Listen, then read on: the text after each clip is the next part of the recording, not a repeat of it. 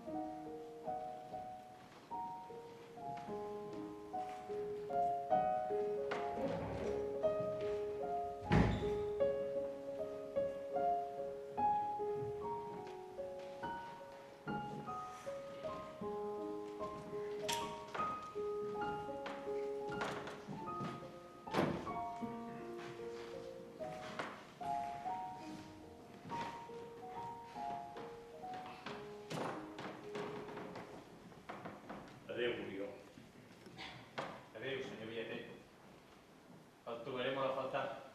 I jo a tu, Oriol. Sempre has estat com un fill per mi. Gràcies. I vostè com un pare. El dia que vegi l'Anabel... Li donaré una abraçada de part teva. T'ho prometo. M'hauria agradat que totes les coses haguessin anat d'una manera molt diferent, però que tinguis molta sort, fill. Que tinguis molta sort.